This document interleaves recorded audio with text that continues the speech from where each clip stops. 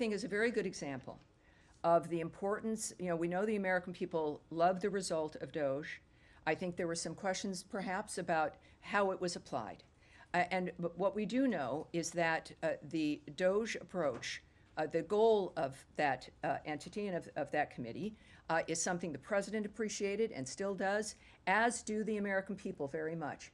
But when, I believe the president said a few weeks ago that ultimately this was going to be an approach that the secretaries were going to begin to apply.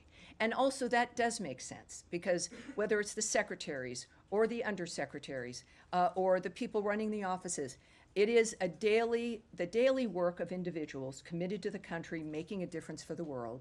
And the people on the ground working together know best about how this works, what could change, and how it should change. So this is, I think, a very good example of the continuation of that mission and the value of that mission to cut government down to size, get people used to the idea that it can happen without it being a bad thing, and then watching the benefits that flow. So secretaries now in charge of this. Remember, this is from an executive order.